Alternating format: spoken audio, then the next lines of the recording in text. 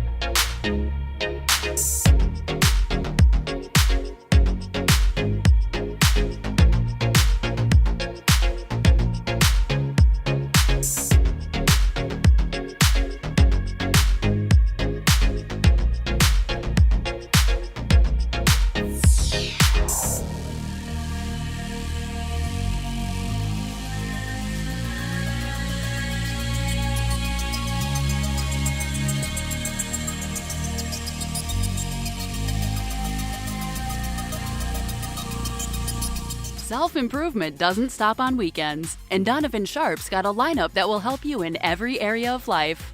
Things kick off on Saturday nights at 8:30 Eastern with Cryptoasis.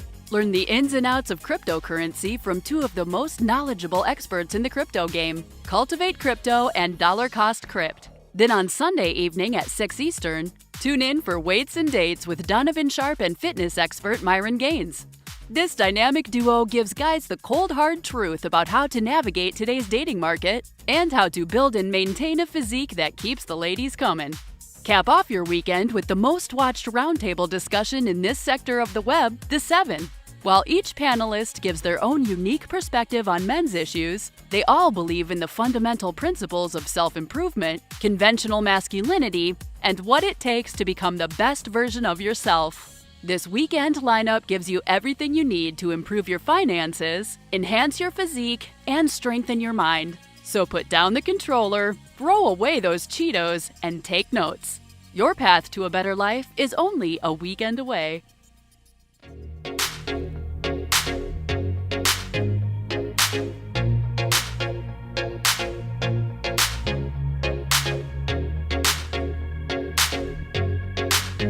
Testing. Let me know if you guys can hear me nice and loud here. Loud and clear.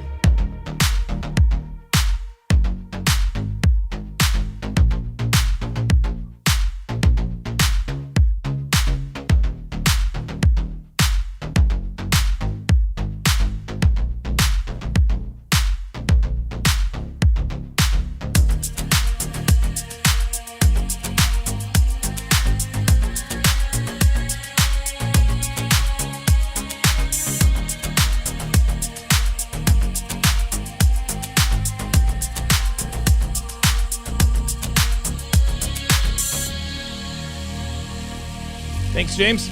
Appreciate that.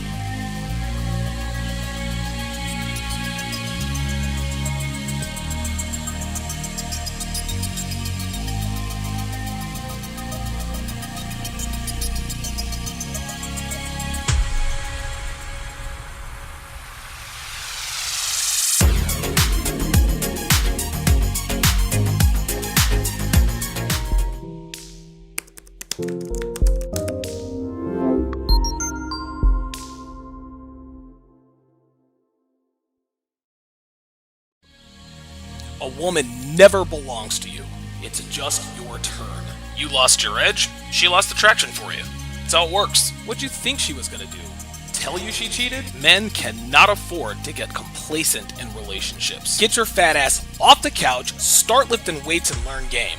You're welcome. And now your man, Donovan Sharpe. What's up, guys? It's your man, Donovan Sharpe, and welcome to the 703rd edition of TSR Primetime, your nightly dose of what most would describe as toxic masculinity. It is Wednesday, January 20th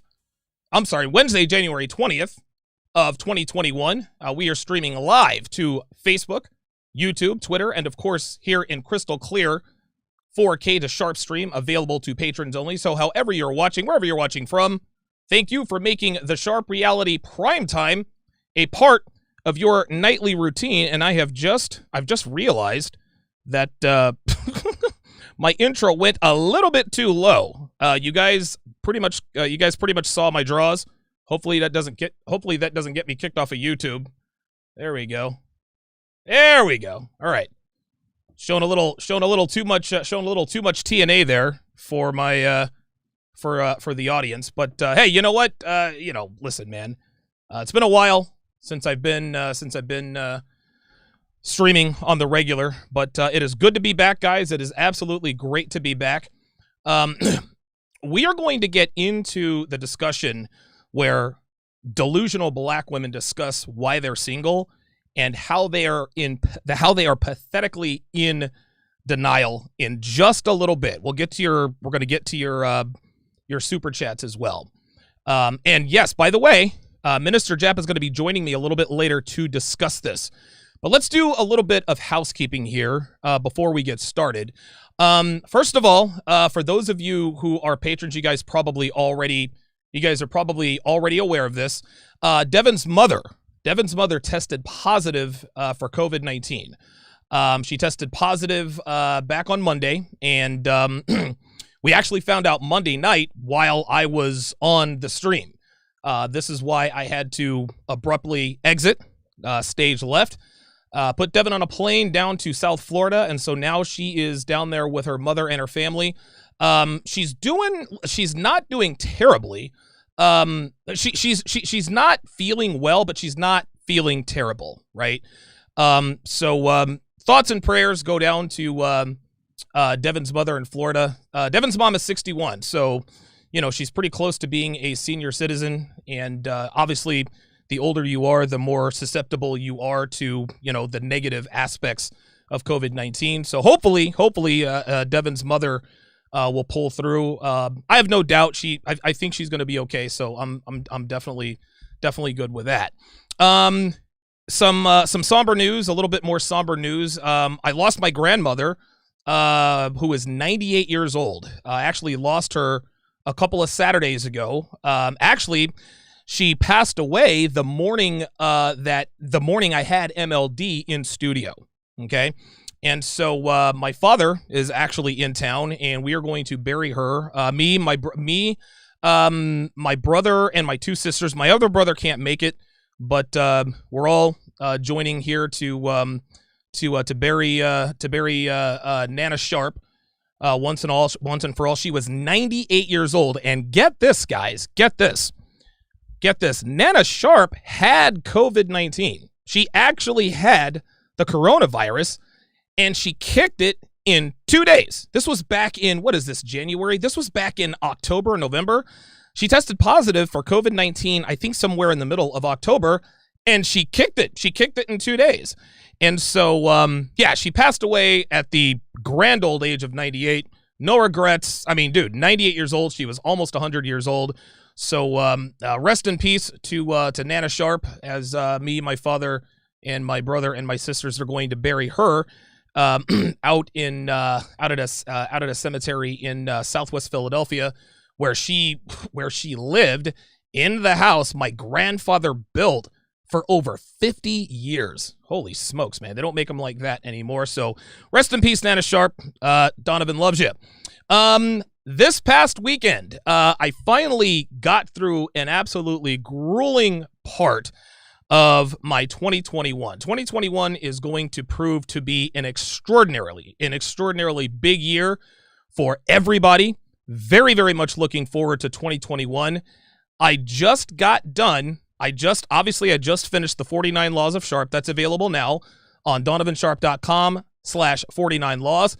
I just finished this past weekend shooting Womanese Volume 4 and 5. Womanese Volume 4 and 5 are now recorded. They are in the books. Everything is good to go. They are in post-production.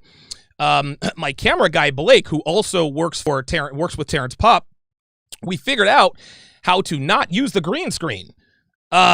We shot everything in front of a 75-inch flat screen 1080p television. That's how we did it. We didn't need a green screen. We didn't need any of that stuff. And because of the fact that we didn't have to set up the green screen, that saved a lot of pre-production time and saved a hell of a lot of post-production time. So Blake is almost finished putting together the entire series that we just shot this past weekend. So, I mean, listen, man, Womanese Volume 4 is going to be coming out here soon. I was going to release it on Valentine's Day. But I decided to push it back a little bit. So Womanese Volume 4 is going to be released on March 5th. Womanese Volume 4 is going to be released on Friday, March 5th. We're going to do it. Listen, it's going to be available for 4 days, then it's going to go away for another couple of months. Then Womanese Volume 5, the final volume of Womanese, is probably going to be available sometime, I'm thinking early May. Sometime around early May. So stay tuned for those announcements as well. Also, I am working on doing the audio versions of my 16 ways to immediately disqualify her for a long-term relationship and the 49 Laws of Sharpe. So both of the books that I have published on my own are going to be transferred into ebooks, and yours truly is going to be the narrator. I'm a pretty good speaker. I think I could probably pull this off on my own. I've heard that recording an ebook can be very an audiobook can be frustrating, but you know, these aren't really books. These are more like pamphlets, guides. So it's not really going to take, it's not like I'm transcribing, 500 and some odd pages. It's, a couple hundred pages. So I think I should be okay. One last thing to address before we get to tonight's topic. And I'm going to address this. Actually, you know what? Let me address the super chats first, and then we'll address the one thing that I have to talk about before we get to tonight's topic. This way I don't have people all in my email. Oh, did you hear what Steve the Dean said and all that? I'm going to address all of that here very, very shortly. So shout out to Lavord 1980 with the $20 super chat. Says in the building, big bro. Appreciate that. Tyler D digs the new intro. Yes, as you guys can see, I have added 3 new cameras. I have added all sorts of surroundings. I have increased the production value, all the graphics, everything is this. I don't really think it gets much better than this, guys. I don't think I could make any more improvements. And so I think this is it. I think this is good. I've maxed out the studio here in Philly. It doesn't get any better than this. Studio B is essentially taken down because I'm done doing all of my one-on-one with Donovan Sharpe. So I'm going to be doing one-on-one with Donovan Sharpe on the road. So I'm going to be taking one-on-one with Donovan Sharpe on the road. We're going to be flying all over the place, doing these one-on-one episodes with your favorite content creators in the flesh. So stay tuned for that. The Marfuki Man with the $50 super chat says, haven't donated in a while. Hopefully we're cool again now. Dude, you sent me a table. You sent me a blue resin table. I think we're good. I appreciate that. From the Marfuki Man. Technomage B5 with the $10 super chat says, yes, truth is apparently toxic these days. Absolutely. Ed Lattimore with the $10 super chat says, this production is amazing. You got commercials for your own stuff in your own stuff. Next level game here. Yeah, man. Again, I'm always looking for ways to improve the show. And, I figured, listen, man, like the drone footage of Philadelphia, downtown Philadelphia. Yeah, okay, that's actually pretty cool. But I figured, you know what? Throw in a couple of commercials there. Those of you who don't know who I am, maybe get your hands on some of my stuff. We'll see what happens there. Alexandru Grigori with the €5 with the 5 British pounds. I appreciate that. Young J 216 $5 says condolences to you and Devin's family, fam. Appreciate that, man. Will Brown $10 says peace and love. Appreciate that. James Young $5 says that bodes well for you, Donovan. You may get to your 90s. Yeah. Thankfully for me, man. Now my grandfather died 10 years ago. As I adjust myself on camera. My grandfather died 10 years ago, and he was 88. My grandmother and my grandfather were right around the same age. So my grandfather was nearly 90 years old when he died. And so, yeah, Grampy Sharpe was well into his 80s, almost his 90s. And, of course, Nana Sharpe just left us at 98 years old. So, yeah, listen, barring any unforeseen circumstances like my white powder escapades coming back to bite me in the you-know-what a little bit later on in life, notwithstanding, I should live a good long life. Good long life. Tyler D, $5 says, sorry for your loss, brother. Tough start to 2021. The goddamn bacon. I like it. The goddamn bacon, $5.50, says, same with my folks. They both got Dorona and kicked it quickly. My mom left ER in 2 days and is immunocompromised. Feel for your loss either way. Hashtag RIP. Appreciate that. The Marfuki Man, $10, says prayers for you and your family and Devin's family. Appreciate that. Lavord 1980 says, even the YouTube clarity is crispy AF. You better believe it. Benny B, $10, says, says, looks great. Next step is Sharpe Stream VR. Yeah, exactly. Merciless with the $5 super chat says, I've been too busy to catch you live in a while. Then when I do, I hear the bad news. Condolences, but congrats on your endeavors for 2021. Appreciate that. Amani 22, $10 super chat says, Don the GOAT always coming through with the content. Let me see here. Let me make sure the video is good on Sharpe stream. I'm not sure if it's up here. YouTube clarity is crisp. Yeah, it is. Yeah, okay, so everything is good to go on Sharpe stream. I don't know, James appears to be having a little bit of trouble, but it'll be just fine.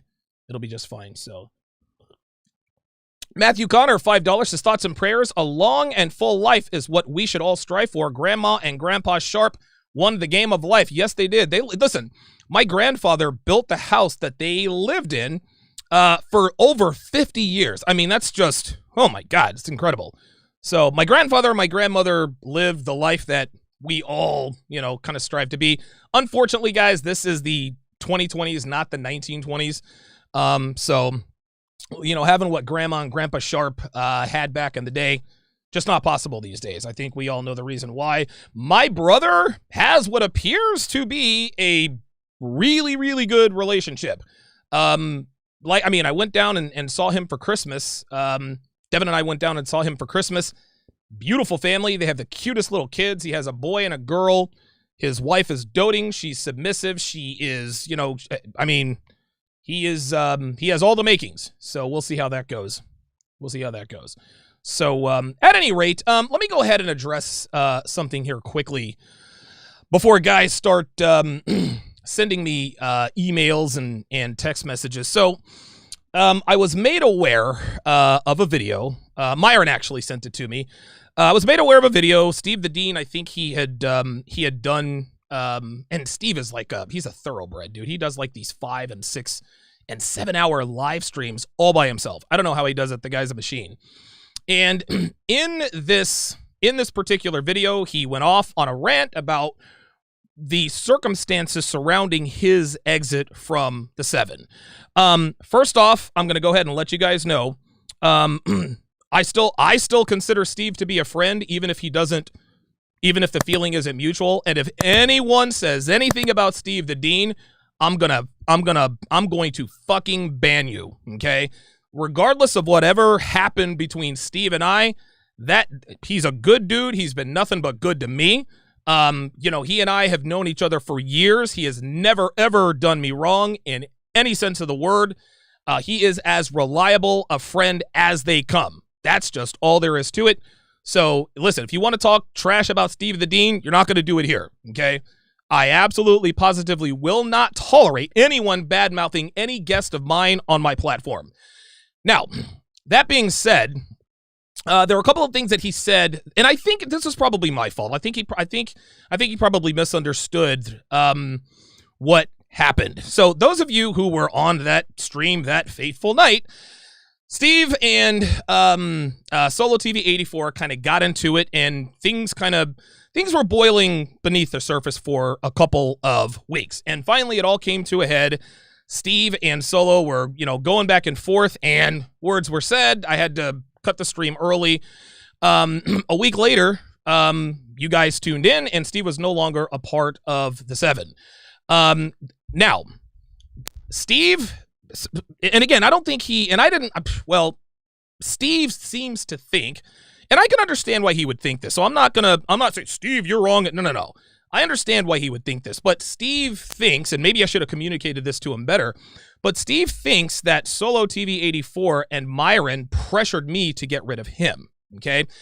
The way he characterized it, well, what he said was that Steve came and I'm not sure if he said bullied, but he said something to the effect that they coerced him to get rid of me, and because he was making money off of them, he decided to get rid of me and not them. That's not what happened. Here's the thing, guys. When that whole blow up happened, at that very moment, I knew that the panel had to change, but I wasn't sure who I was going to get rid of. I wasn't sure who had to be off the panel. Steve is a good friend of mine. I've known him for years. We've done dozens of shows together. Dude, we fought wars together. So I really was torn. I had no idea what I was going to do when I got off of the stream that night. No idea. Until the next day, and I'm not going to say who did it. It was either Solo or Myron, sent me a video of Steve, Myron, and Solo post-show. They got into it even more. And so, and I don't know who started it, whatever the case may be, but I heard Steve say, I'll kick your you-know-what, and I'll kick your you-know-what, blah, blah, blah, blah, blah. And then Steve said, I don't respect you. I don't respect you. That's what did it. That's what did it. He made the decision. Listen, Steve made a very difficult decision for me, very easy in that very moment. And there are a couple of reasons why for this. Number one, part of the reason I decided, well, the thing is this, man, is that there are certain fundamental absolutions that come with being in this particular community. And most men find this community because of heartbreak, sexual frustration, or both. We've said that 1,000 times. When men come to this community, they come for answers. Listen, I messed up with a woman. I got taken advantage of. I got divorced, EPAR'd. My girlfriend cheated on me with her baby daddy. What did I do wrong? How can I fix this? Etc., etc. Men come here for answers.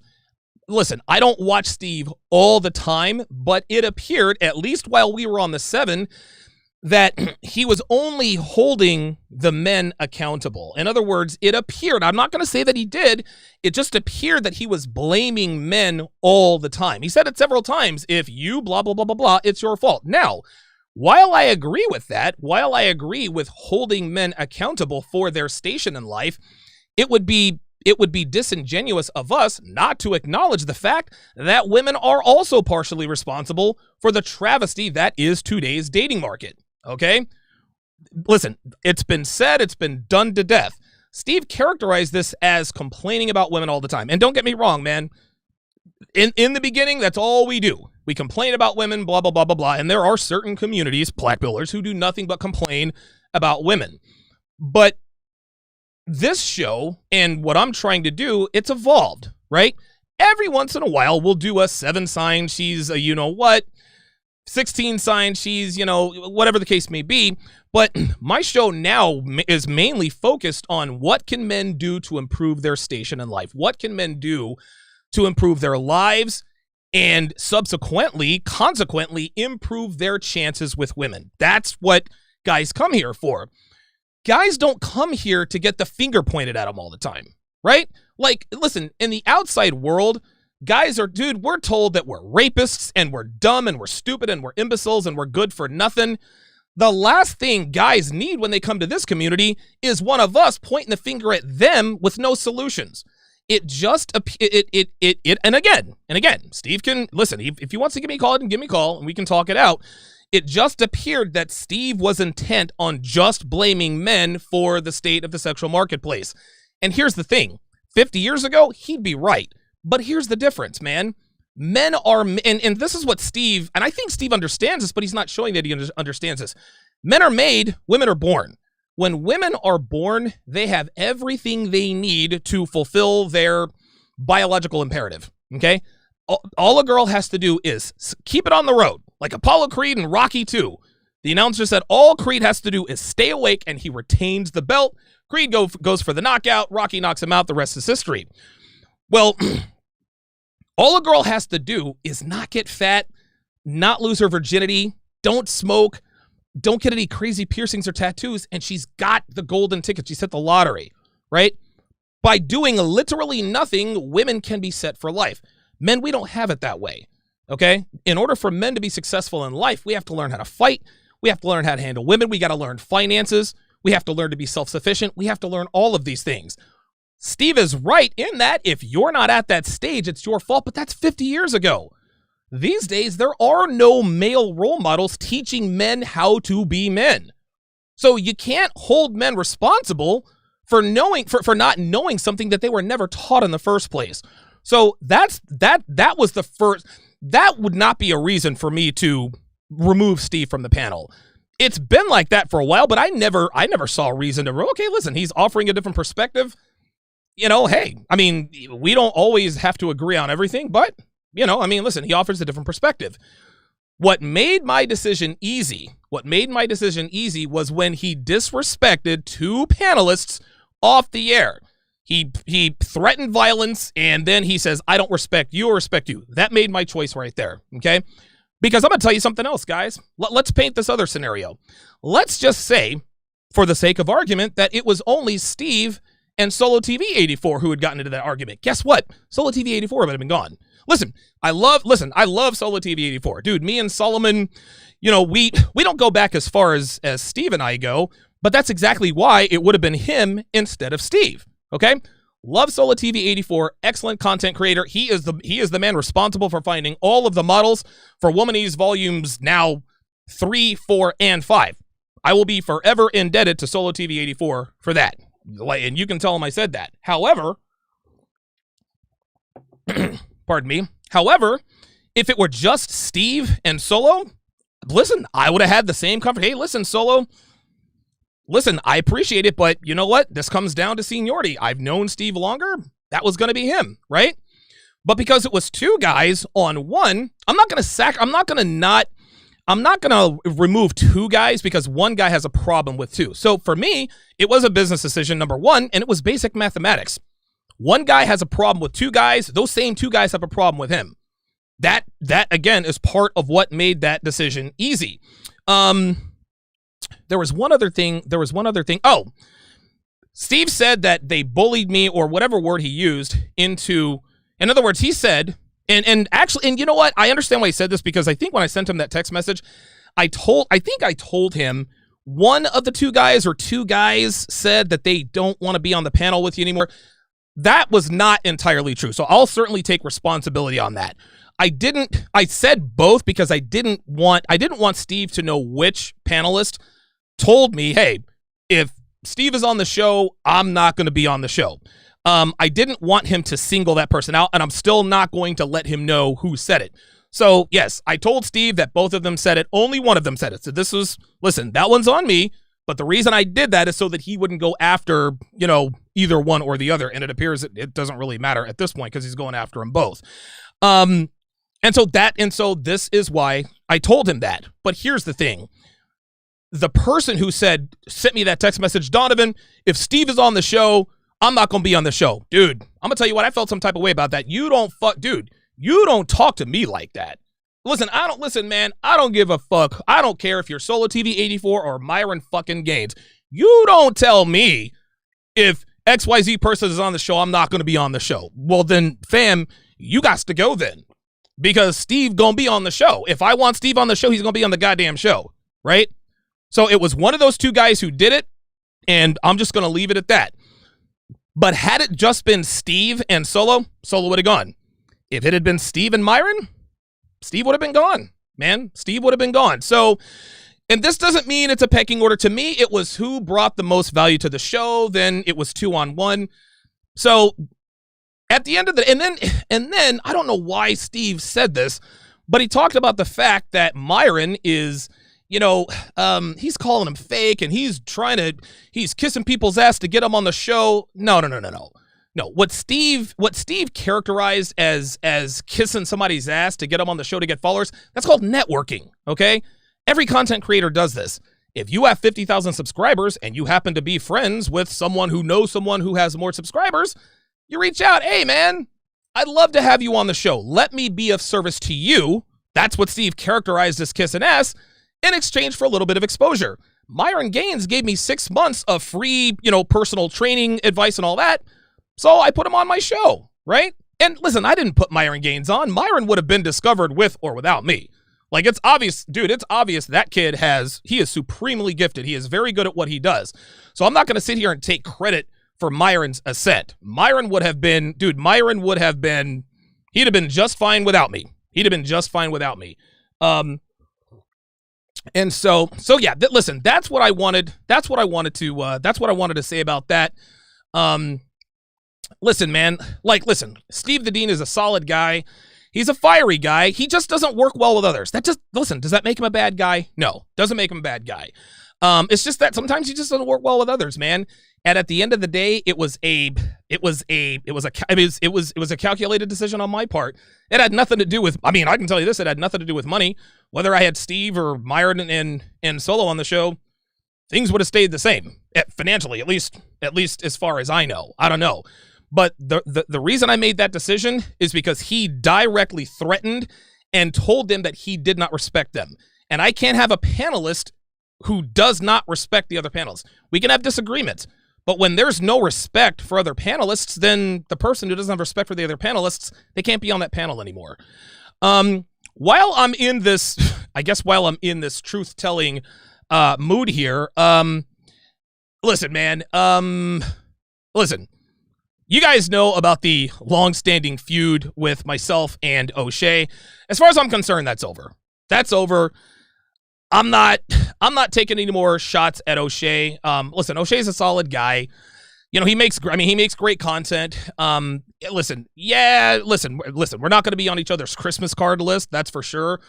But at the end of the day, for me, it would be disingenuous of me not to acknowledge that he is one of many rungs on my ladder to success, right?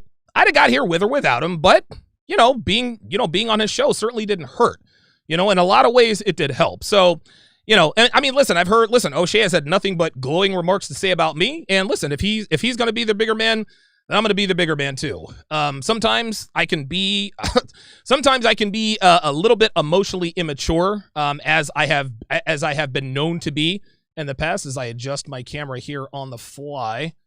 Didn't adjust that one. But as far as I'm concerned, man, I'm cool with O'Shea. I mean, like I said, we're not going to send each other Christmas cards, but I no longer dislike the guy. This happened a year and a half ago. It is what it is. We both have moved on to bigger and better things. It's just time to squash this. I'm not doing that anymore. So, all right, let me read these super chats and then we will get to tonight's topic. Minister Jap coming up at the bottom of the hour. He will be joining us at 8:30 Eastern,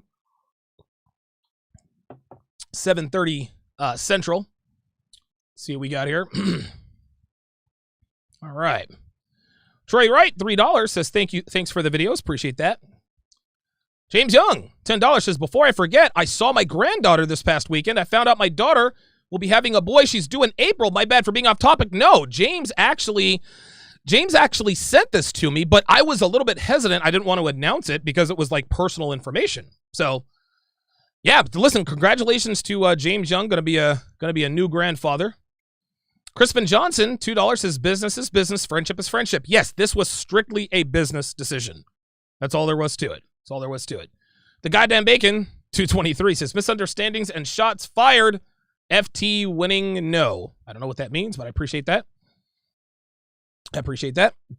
Merciless, $5 says that it's sad because you stated the Manosphere would begin to implode at some point. Sad to see that happen between Steve and Solo. Listen, guys, I've been saying this for the last 6 months. The Manosphere is there's already cannibalization.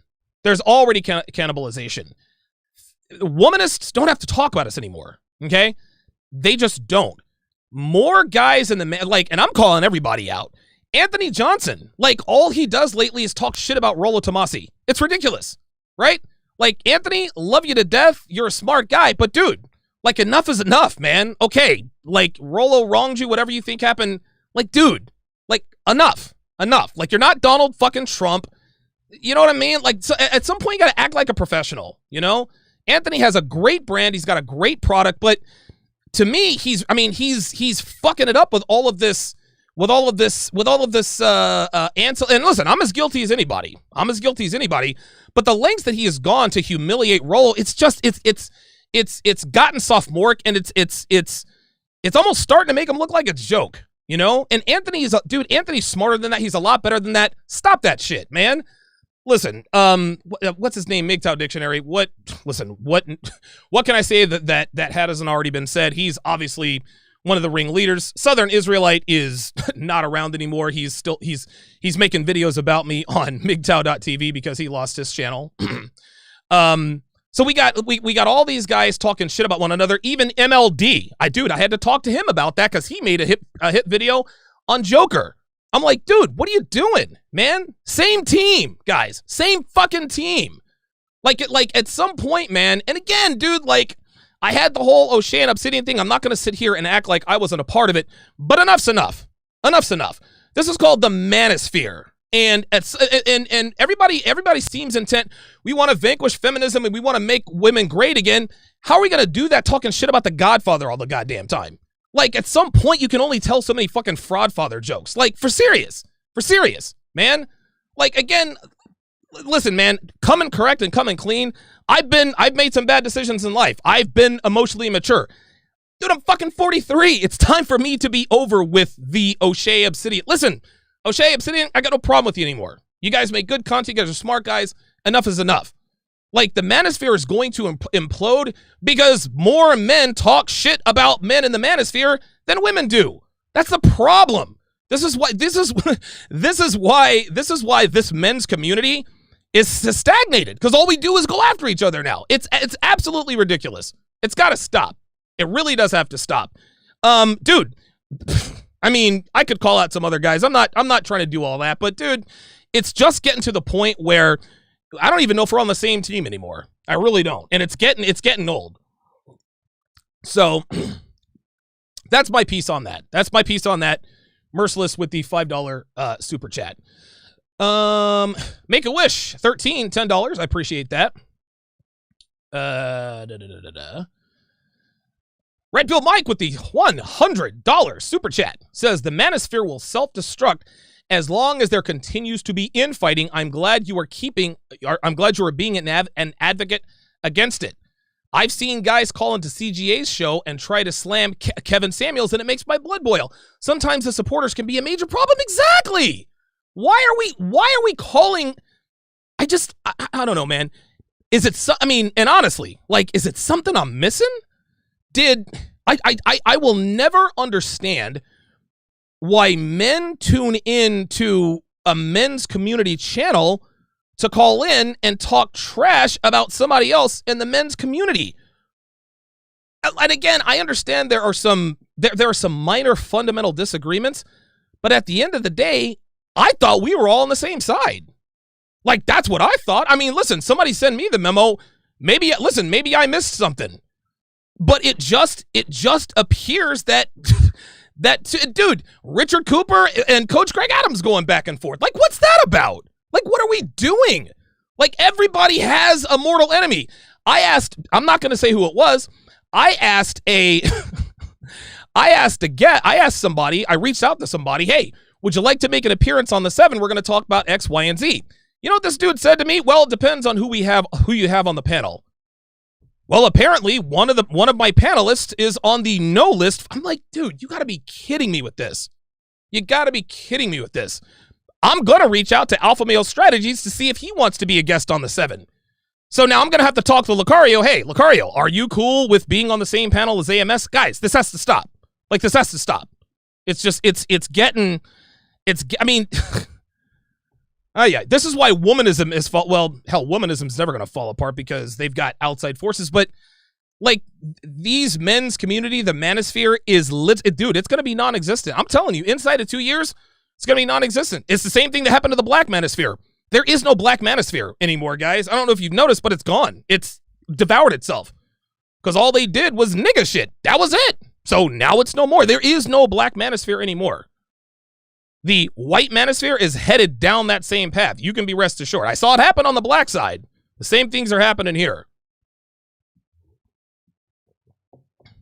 Yube CBR, $5. Appreciate that. Technomage B5, the $50 super chat, says a relationship is something created between two people. Both have to contribute to it or it doesn't work.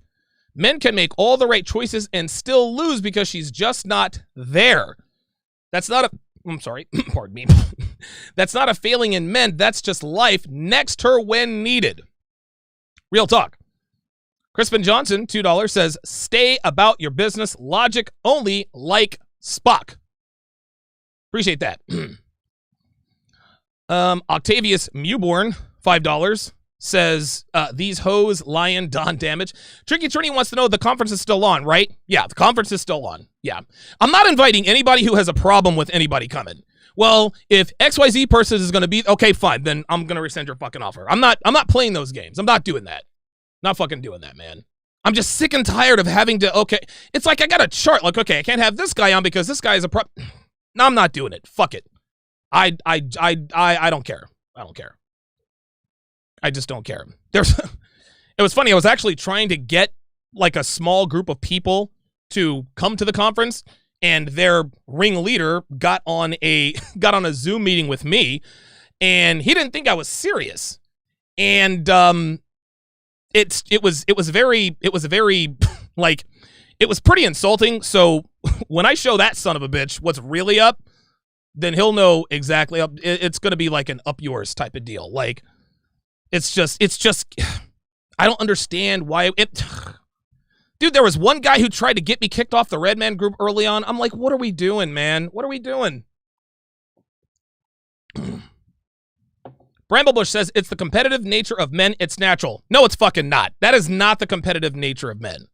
The competitive nature of men is, that has nothing to do with getting involved in petty bullshit. There's nothing natural about that. I don't care what anybody says. Like, dude, okay, so somebody wrong, and again, I'm as guilty as anybody for falling into this. I'm done with it, man. Because I saw how stupid I looked, I saw how ignorant I looked, and now I'm looking around, and there are other guys who are looking exactly the same way. It's ridiculous. It's ridiculous. Stupid, man. It's stupid. Listen, I'm calling myself out along with everybody else. It's time for people to, and I'm in a chat group with several groups of men, and this is like 3 months ago, I said, guys, what are we doing? Like, we're talking shit about one another, and then one of them said, listen, man, it's blah, blah, blah, blah, blah. And I'm like, all right, dude, you missed the fucking point. You missed the point. So it is what it is, man. I'm going to align with people who aren't going to talk shit about other people. Dude, Steve the Dean talks shit about Myron all the goddamn time. I don't know what his problem is with him. Anthony Johnson's always talking shit about Rolo. Like, dude, like, I mean, like, were you guys ex-lovers? Like, what the fuck? Like, enough is enough, man. Enough is enough. MGTOW Dictionary, he's going to do that because, you know, he lives with his mom and he has a tomato garden, which I'm not really going to hate on. But, you know, him, the Israelite guy, those guys, whatever. But it just seems that there are more of those guys now than there are guys like everybody else. And we're all falling into the same nonsense. It's ridiculous. It's ridiculous. Ariston Edwards, $5, says it seems that men are letting their feelings take them off of the mission at hand. We can all do better as men.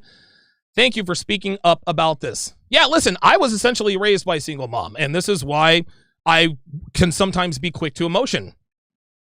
This is just how it is, man. It's how it is. You have to be aware. You have to be cognizant of this stuff, man. You got to be self-aware enough to say, okay, I'm acting like a fucking woman right now, so let's cool this off. Let's just go ahead and cool this off. O'Shea, me and you are cool. I have the utmost respect for you. I regret every terrible thing I said about you, and that's real. I'm just going to squash it right there. So it is what it is. Ed Lattimore, $20, says that this needed to be said. Kudos for stepping up and being the first one to call this stuff out. Appreciate that, Ed. King Life, $5. With the $5 super chat. Appreciate that. MLD says, what exactly, Ed? I just popped in. Yeah, John. I was telling everyone about the fact that I disagreed vehemently with the hit piece you did on Joker. Like, I love MLD, but again, we don't need to be talking shit about other content creators. You and I had that conversation. Mockery says, would this be something you bring up on the 7?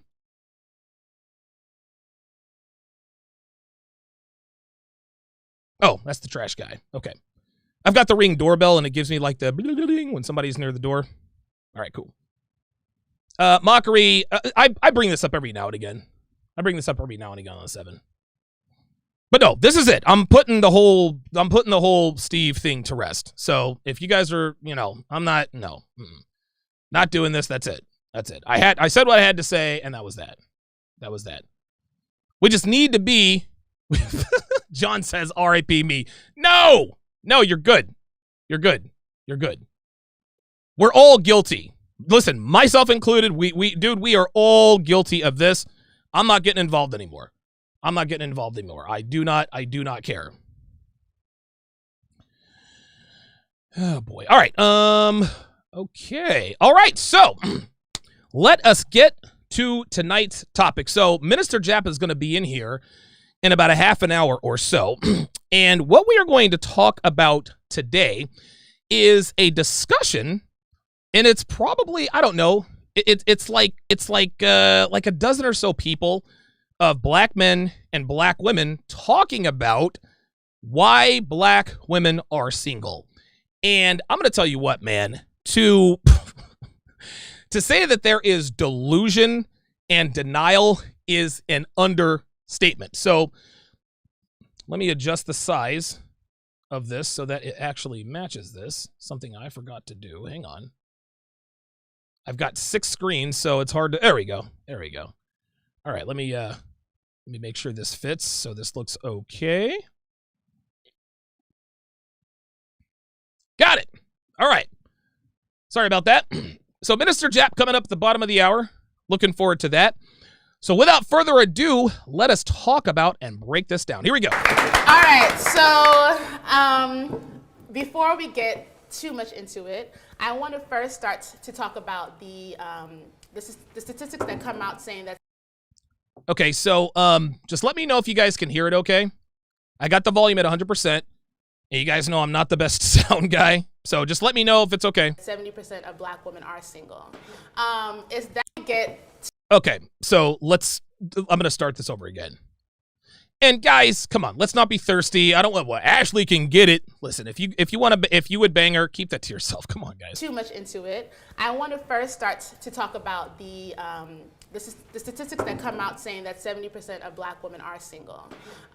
Is that a myth? Do you think that's true? Okay, so let me point this out right off the bat.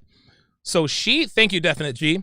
So she is talking about the statistic that 70% of black women are single. And she's calling it to question this statistic.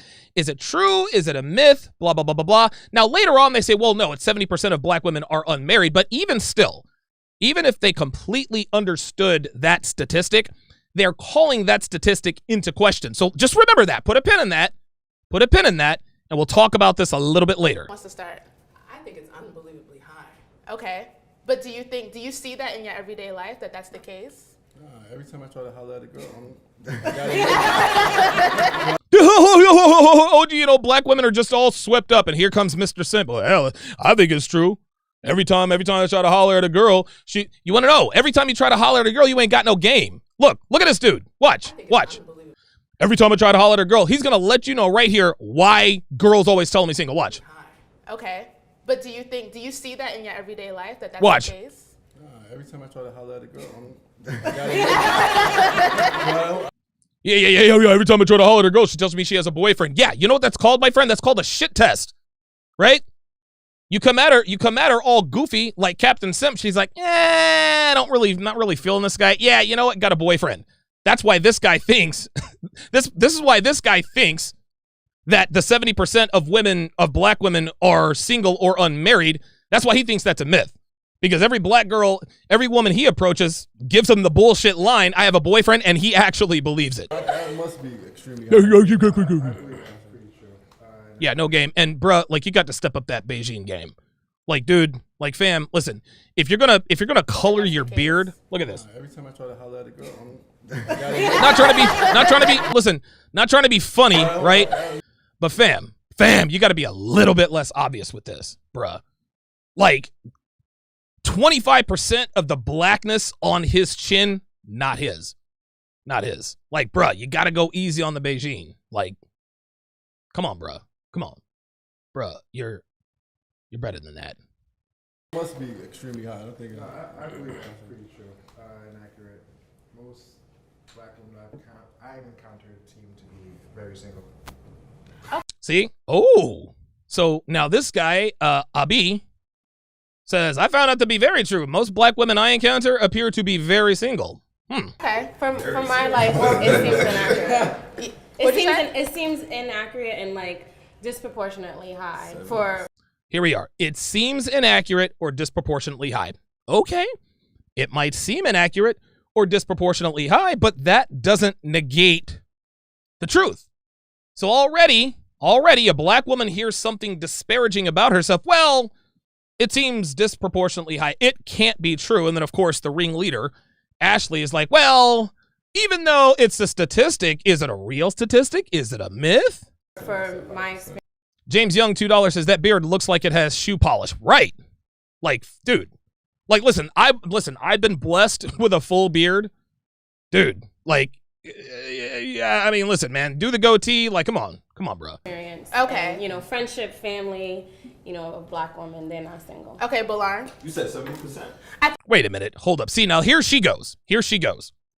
Well, in my experience, they're not single. Like, listen, disproportionately high for my experience. Okay. And, you know, friendship, family, you know, a black woman, they're not single. Okay, Balar.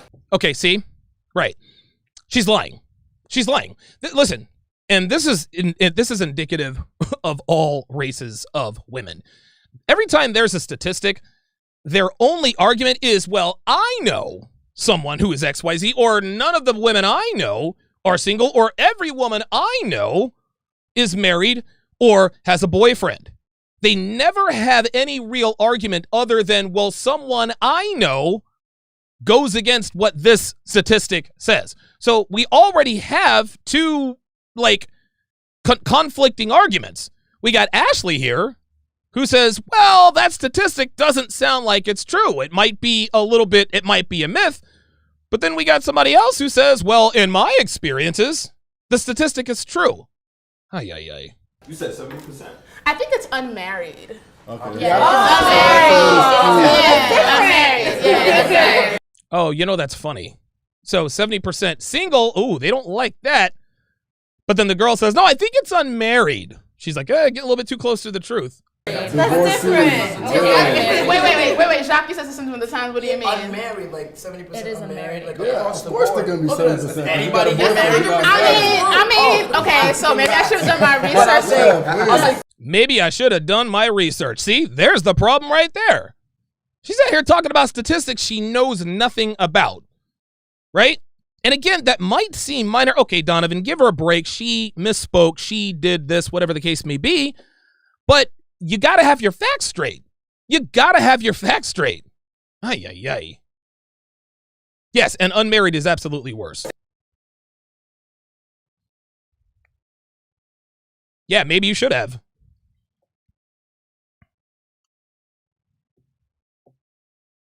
Oh, this chick.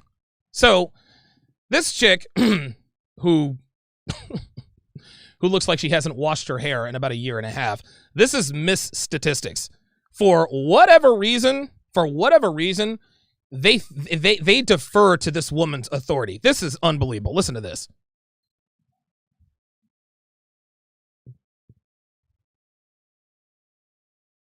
(18 to 34).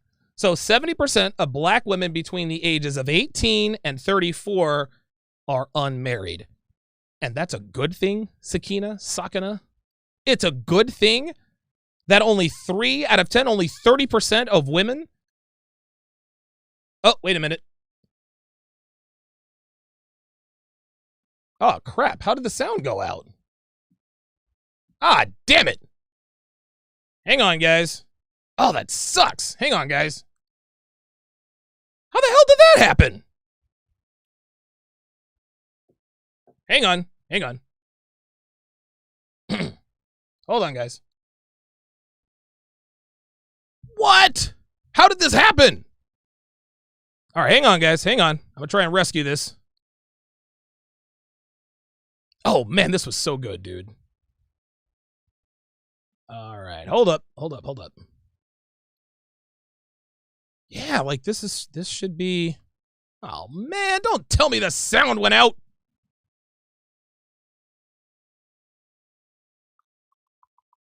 Hang on. No! What happened? All right. All right, let me stop recording and go back to. Okay. All right. So let me. What I'm going to try to do is I'm going to try to pull this up on YouTube here. Wait a second. My apologies, guys.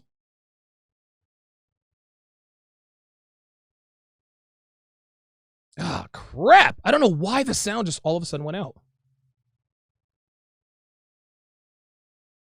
Oh, come on. You got to be kidding me. Oh my goodness, this was such a crazy discussion, man. Now all of a sudden, all right, let me see if I can do some, dude.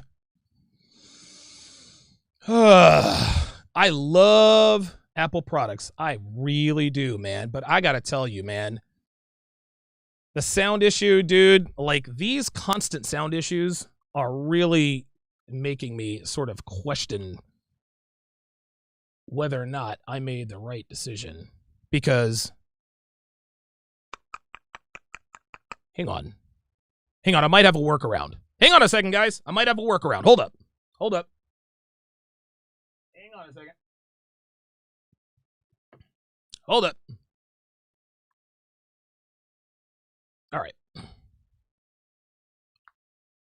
All right, so let's see here. Okay, let's change the monitor. Let's go to Rodecaster Pro. God, you gotta be kidding me. Also, like back in the day, like people were Okay, so now you guys can hear it. getting married at 23. So now you guys can hear it, but I can't. So let me see here. Because I can see it on the screen.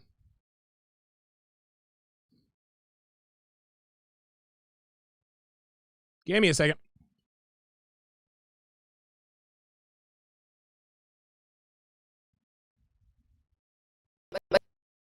Yeah, your average American. I still can't hear it. This is frustrating as hell. I apologize, guys.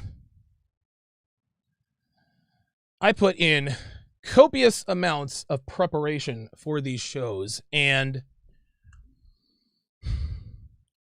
these sound issues are really, guys, like, this is just incredibly fucking frustrating. It just, for no reason at all.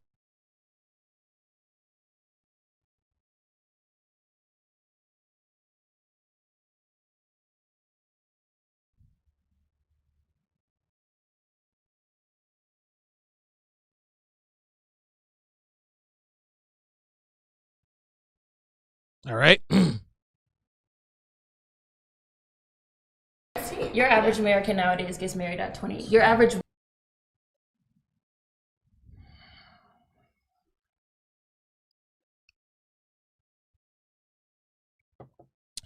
I think I know what happened. I switched my AirPods. I switched it from the right one to the left one, and my fucking sound went out. This is ridiculous, dude. I'm so... Woman gets married at...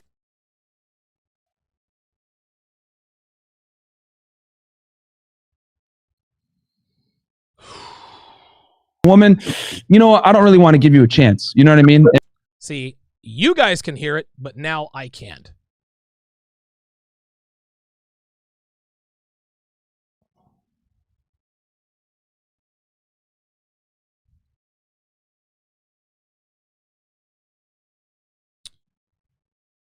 Give me a second while I work through this, guys.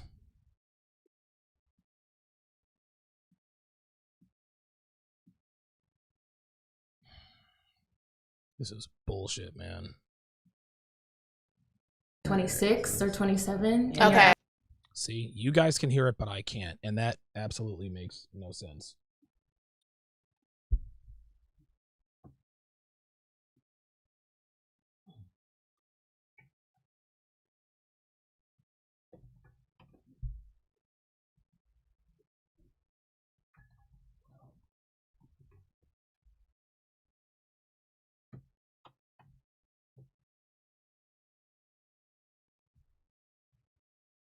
Average male, I want to say, gets There we go. married at like 28 or 29. Okay, all right. Looks like we're back in business. Okay, so no more AirPods Pros for the show. No more of that stuff. Okay, there we go. Okay, so we're good. All right, so we're back on. All right, we're back on point. I managed to do a a workaround, and the looks like the Rodecaster Pro is going to be the one and only. So no more AirPods Pros. It's actually starting to hurt my ear anyway. So, all right. Before we get back to this, let me read these super chats. You guys see how I kept my cool, right? I kept my cool. I didn't lose my shit. Situations like that, and I'm not being funny. Situations like that is what gets my chili. Don't get me wrong. I was highly upset, but I kept my cool, and I figured out a solution. So there we go.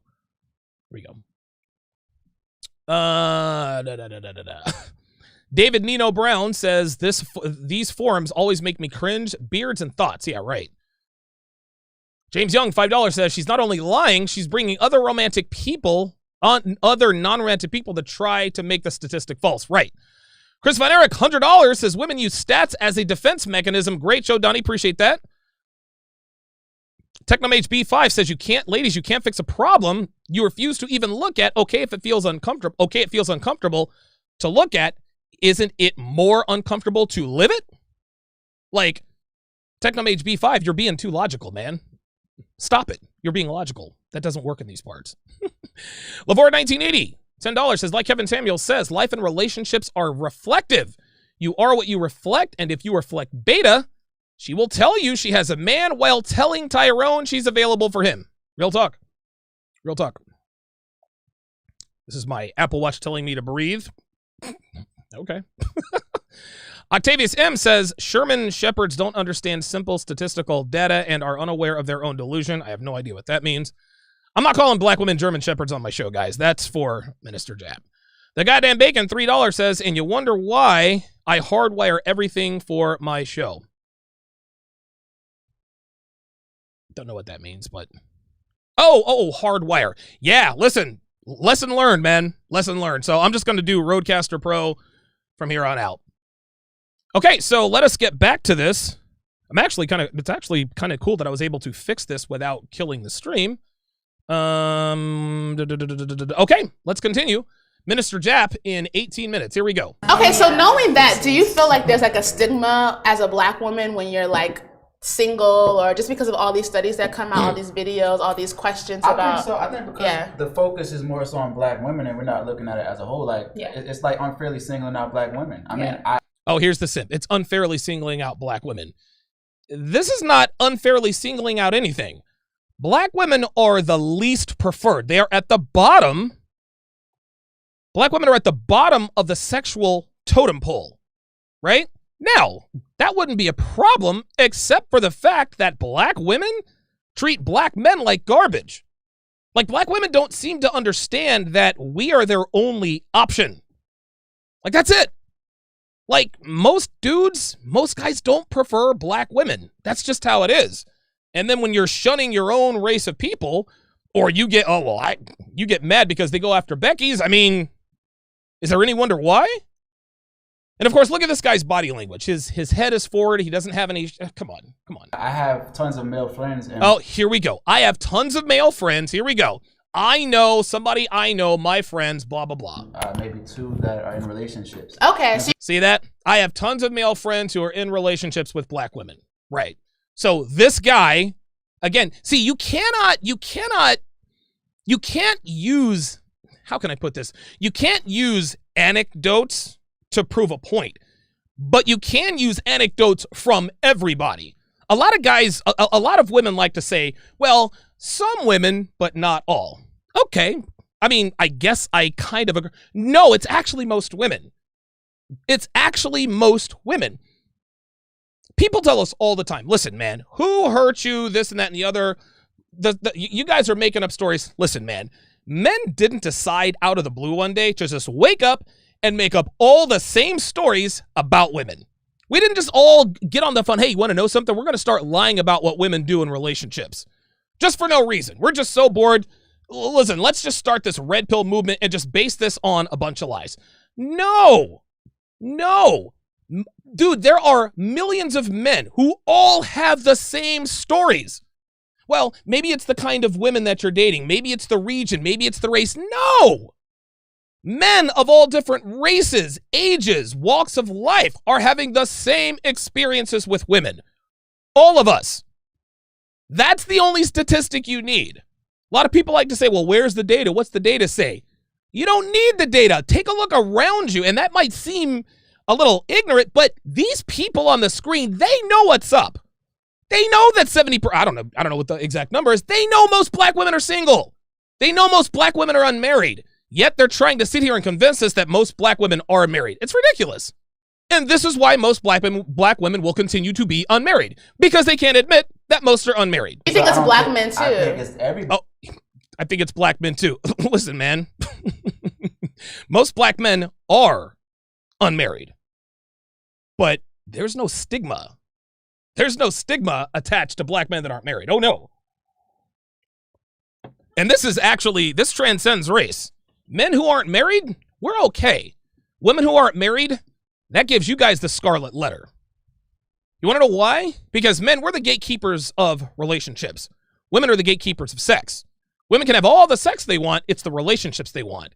Men, we can have all the relationships we want. It's the sex we want. Right?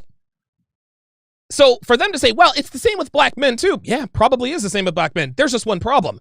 There aren't forums and discussions with a bunch of men sitting around. Why aren't most black men married? No.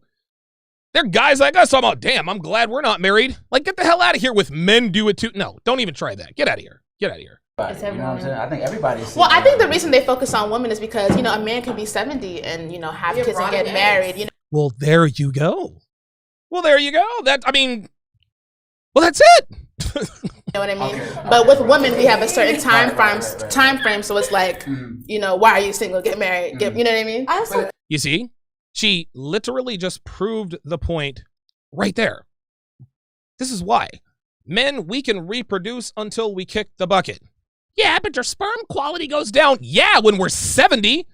And by the time we're 70, our prostate's down around our ankles. We can't even get a hard on without taking 8 Viagra. Miss me with that. Dude, there are 50 and 60-year-old men putting babies in 20-year-old women. Babies are just fine.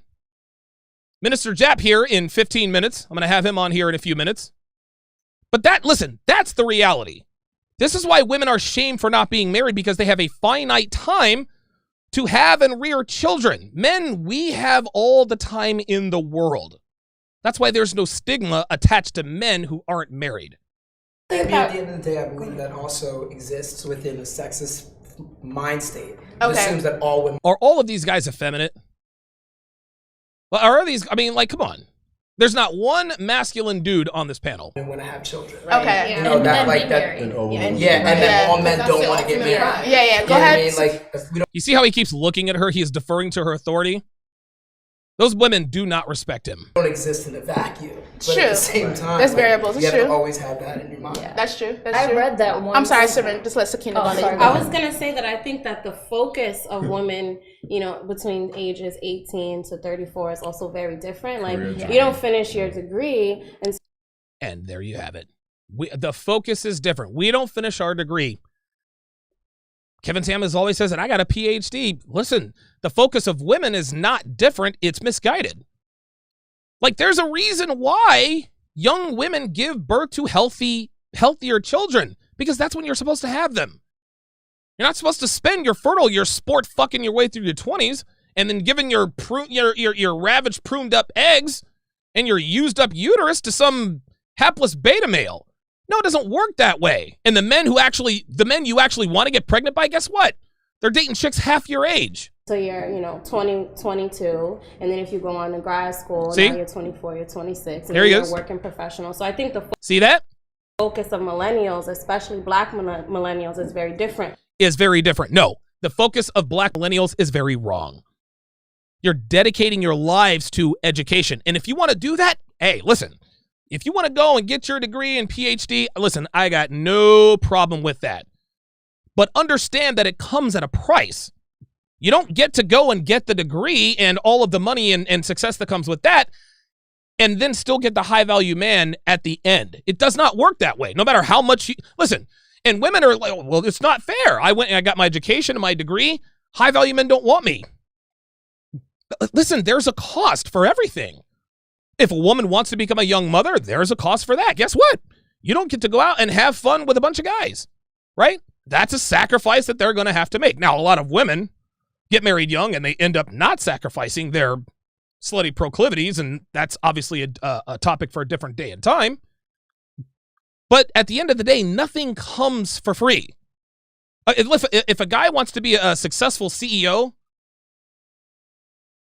yeah, I know you can hear me, Jep. It's all good. That's supposed to be that way. It's supposed to be that way.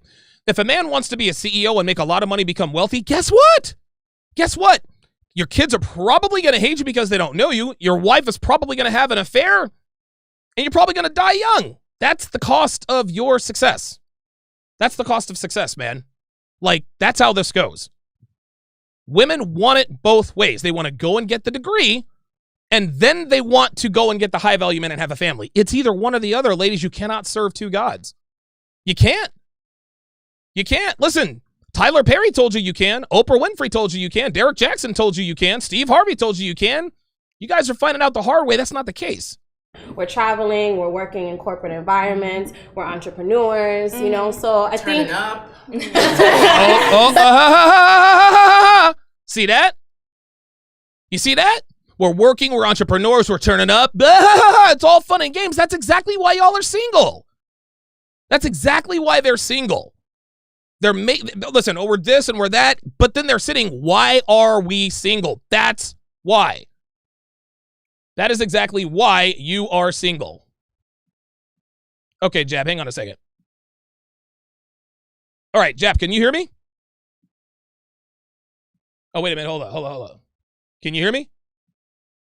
Damn, I can't hear you. Oh, you know what? Hang on. I know why I can't hear you, because I got to go and change this. Hang on, guys. I'm going to bring Jap on in just a minute. Roadcaster Pro, where you at? There we go. Now you can hear me, right? Yeah, I can hear you. Perfect. I'm going to bring Jap on in 8 minutes. I'm going to break this video down for 8 more minutes, and I'm going to bring Jap on. Let's continue. Some of them is turning off. I think the focus is different and not necessarily on getting married right now. But what I will say is that when I go into certain situations and I see my white female counterparts, everybody has a ring. I'm sorry. Let's play that one mo again. Necessarily on getting married right now. So all these bitches talking about, oh, this and that and the third. Listen to what this woman says. But what I will say is that when I go into certain situations and I see my white female counterparts, everybody has a ring. You see that? You see that? No, it's they're focusing on black women and it's not fair and blah, blah, blah, blah, blah. Listen, Ashley just kept at 100. All the white girls I see got the ring. That's it. That's it. That's it. Everybody wants to talk. See, here's the thing. Everybody says, well, all the friends I know are married. And then you got that simp-ass thing, well, all the girls I thought you had boyfriend. And then Ashley's like, well, listen, I'm just going to keep it real with y'all. All the white girls I see, they got the ring. Jap, can you hear what's going on in the background? Yes, sir. You can hear the video? Yeah, I can hear the video. Oh, my goodness. Dude. Yep, it's coming through the roadcast. Oh, my God. This is unbelievable. All right, so I have solved okay, so no more roadcast, no more, well, shit, man. Hold on a second. I'm going to bring you in. Hold up. I'm going to bring in Minister Jap here real quick. Hold up. There he is. Minister Jap, ladies and gentlemen, is in the house. Jap, what's going on, brother? Man, nothing much, man. Appreciate you having me on, man. Of course. So you were recently at the center of a little bit of controversy, but you have swam your way out of that, and you are back and better than ever. Yeah, man. You know, I'm always in controversy, man. But I was listening to you earlier, man, and it's just unfortunate that a lot of these little these spats and stuff that's going on. And I gotta take my hat off to you for straightening that whole little situation out with O'Shea and letting it go, and just taking the high road and just being mature about it. I learned a lot from you and Kev, and just putting that out there, man. If it wasn't for you and Kev just giving me advice on how to really move and conduct myself and get these things in order, man, the show wouldn't be a hit like it is, man. So I gotta take my hat off to both of you guys for just the help that y'all gave me. And you always been 100 and kept your integrity through the whole thing. So I mean, it's a lot of things we know personally that you helped me with, but Sure. Salute to you, bro. Yeah, I appreciate it, man. And yeah, man, listen, I held on to the O'Shea thing for too long. It just got to the point where it was like, at some point, man, listen, you have you have your squabbles, your what's the word I'm looking for? You have your squabbles, you have your toughs, your tiffs, whatever the case may be. But as a man, sometimes you just have to let shit go, man. This is the thing, bro. Like, if you were to take this situation and what we have with the Manosphere, and you would have just evaluated and say, okay, let's compare it to sports broadcast. Right. You know what I'm saying? Or, people debating different sports or whatever like that. You literally got people ready to fight, pull up, fly out over who's better, Kobe or Mike, Kobe or LeBron. Right. Like, we on the same team, man. Like, relax. You know what I'm saying? Like, it shouldn't get this intense. You know what I'm saying? Like, and we all in this business to grow. You know what I'm saying? And we got to be a better example to these goddamn women. Yes. Yes, we do. We should expect that type of behavior, those type of fallouts and spats, how women have it. We men, we need to be behind the scenes. We should never be out in the open. That's why I came out with 30 code, because 30 code, if you follow those instructions, we would never beef in public. You would never know. You know what I'm saying?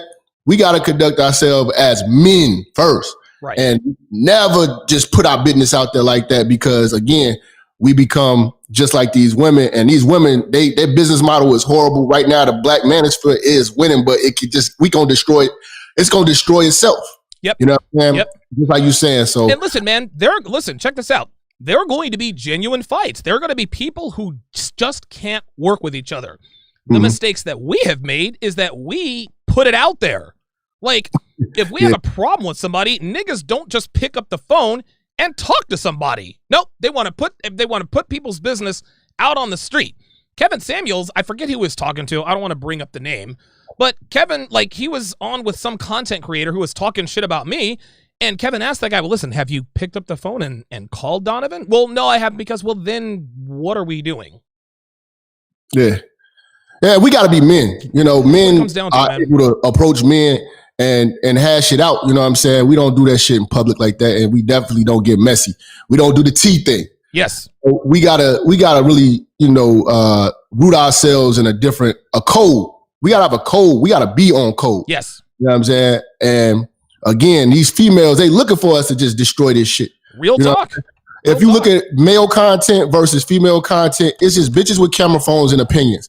We got full studios. We got guys flying each other in town, doing live interviews. We're giving y'all real footage. We're making an industry out of this thing. We're better than this, right? Like, that's what this comes down to. Benefiting just by talking about us. Right. They benefit just by talking about us. We're content. We're culture. You know what I'm saying? Yep. So definitely, man, I appreciate everybody supporting us, man. I see, oh my God, boy, look at the chat. Y'all doing numbers, man. Holy God. So James Young with another $5 super chat says, to add on, she will never self-reflect as to why she doesn't have a ring on. Octavius Mewborn says, shout out to the all-knowing of the Hohen Church. Okay, let's, oh, wait a minute. Oh my goodness. Black Lemur 2009 with a $500 super chat says, thanks, bud. Love seeing my two favorites at it again. Holy smokes. Man, shout out to bro, man. He came to my chat before and blessed me, man. I appreciate it, man. Appreciate that very much. Okay, so Jap, what I'm going to do is now you and I are going to break down this video together. Because Because listen, what has happened on this show is a breakthrough. I could never find out why my guests couldn't hear the video. But now that they can hear the video, I can use all the fancy graphics and do the videos by simply eliminating these ridiculous little AirPods, which I bought 5 pair of, not understanding that they could all be paired to multiple devices. As a result, I am giving away a free pair of AirPods Pros, custom made by yours truly, at the end of the month. More details on that a little bit later. Let us continue with the breakdown. So this chick, Jap, just said, I'm going to play this again. No matter if they're like or getting married right now. But what I will say is that when I like go into certain situations and I see like my white female counterparts, everybody has a ring. What are your thoughts on that, Jap? So all these bitches, well, it's just this and it's that and it's unfair statistics. But then the host of the show says, listen, all my white counterparts, they got the ring. What do you think about that? All right, so it goes back to what I always say on my show. Black women's strategy is totally wrong. They want to hoe all through their 20s. Yep. And they don't want to expect this. They don't have a strategy of settling down until into their 30s, mid 30s. Yes. Well, a woman in her mid 30s is pretty much a bitch. She's had too much experience. Yep. You know what I'm saying? None of the experience, there's no magic left in her. So again, you're going to meet this woman. She done everything. She been on the trips, everything. Nothing's going to impress her. You know what I'm saying?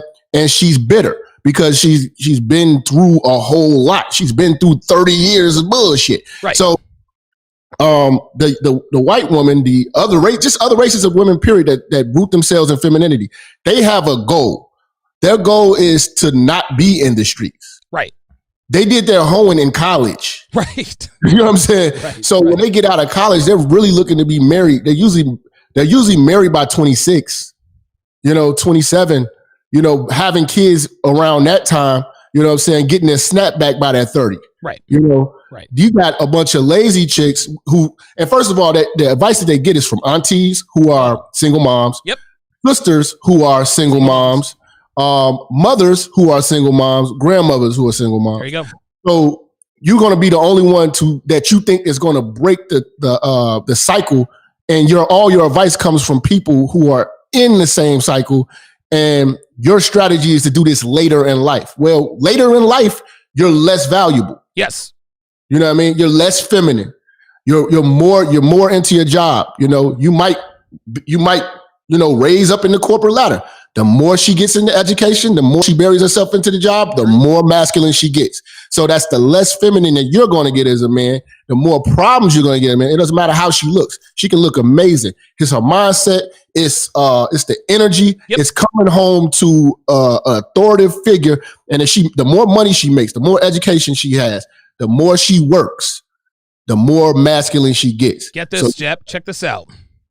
People aren't going to believe when I say this. Guess what, Jep? White girls do it too. White girls do it too. Here's the difference. Okay? Listen, white girls sport fuck their way through their 20s. White girls try to settle down with high value men in their 30s, and they have every bit as much a difficulty as the black women do. But here's the difference. At least with white girls, at least with non-black women, you get something. See, when you deal with women, you're going to have to deal with a certain amount of bullshit. That's just that. Listen, women are weird, wonderful, fantastic, and fucked up all at the same time, all the time. You're not going to get, you're not going to get the vagina and the companionship and all that without having to deal with some bullshit. This is just the way women are. This is just how it is. In order to deal with a man, there's a certain amount of bullshit that women have to deal with. So you got to take the good with the bad. Everything has a cost. But the one thing that you get from non-black women that you don't get from black women is the F word. That's femininity, right? Listen, white girls are baby mamas. White girls are on welfares. White girls cheat. White girls commit paternity fraud. White girls white girls not only do it too, they do it more than black women. But the reason why they are chosen at a much higher rate by even the opposite race black men is because you get at least a little bit of femininity out of the deal. Yes, you're going to have to deal with the cheating. You're going to have to deal with listen, women are all the same in that regard, but black women don't even bring any ladylike characteristics or femininity to the table. This is why they're getting shows less. Here's the thing, Don. Black women don't really know how to settle down. Nope. White women settle down. So she could have been a slut. She could have been a slut all through high school and college. Yep. Trains ran on everything. When she actually settled down, she hangs with other women who bake cookies and go to soccer practices and shit like that. She hangs with other women who are married. Black women get married and still hang with hoes. Woo! Women get married and still take hoe trips. Black women get married and still think that they can have male friends. That doesn't happen with white women. Nope. That doesn't happen like that. Like they know when to let the life go. Yep. Black women still hold on to a piece of the life because they don't actually want to be controlled by a man ever. Wow. So that's what you get. That's the benefits you get with dating feminine women in this culture. Because we got to be real. It's not about skin tone. It's not about it's not. About culture. In the black community, they raise our women to be men with breasts and vaginas. That's it. That strong black woman. You don't hear this whole narrative. I'm a strong white woman. I'm a strong Mexican woman. I'm a strong Filipina. They don't do that. Nope. They're just girls. They know how to be girls. Now, if they, it's like I said, it's easier dealing with, if you're a masculine man, it's going to be very hard for you to, and you're an alpha, it's going to be very hard for you to deal with a black woman because she's not going to take too well to that. That's it. You're going to be in a situation where you're going to be arguing.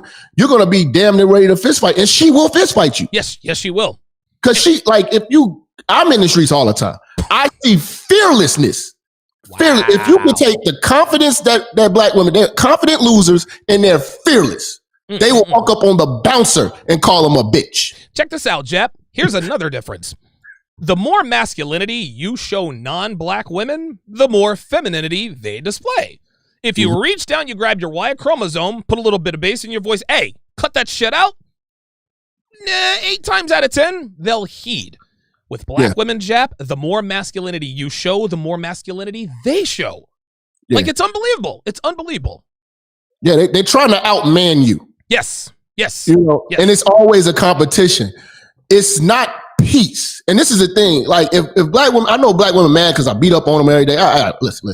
If you hear the information a little differently and just do opposite of what I'm talking about and be a man's actual peace, you know what I'm saying? Not a piece of ass, but it's peace of mind. a man would do the world for you.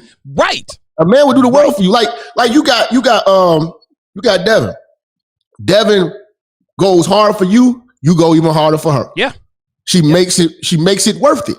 That's right. Because no problems. Well, you might have some hiccups here and there. I mean, it's a woman. You know what I'm saying? Yeah.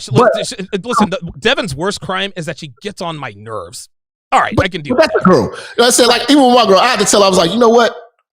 I'd rather you nag than be a bitch. Right. There you go.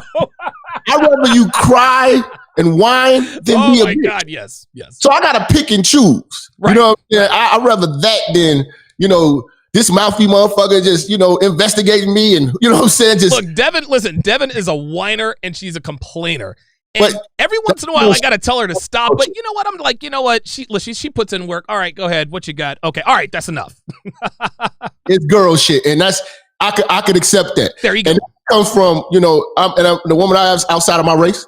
And I can respect it because I'm coming from dealing with beautiful black masculine women. Right. The energy. So like, once I like, man, I have to damn near fight this goddamn girl to show her I'm a man. But now this one, like what they say, black women make you be a man. Yes, they make a man out of you.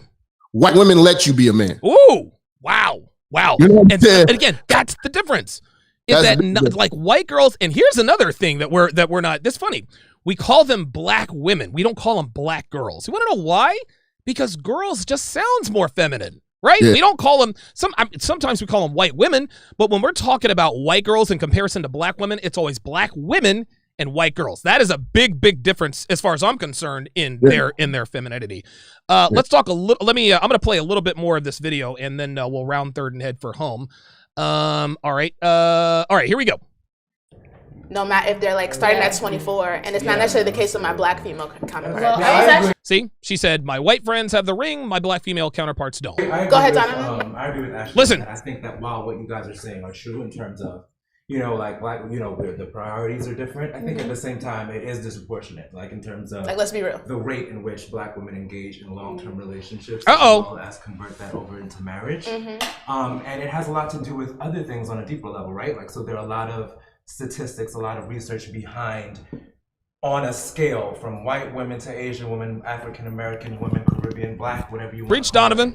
Are just not seen as attractive. There are studies that are which is a lot. Now I want you guys to pay close attention. I don't know if you're watching, Jet. Pay close attention to the bottom right-hand corner of the screen.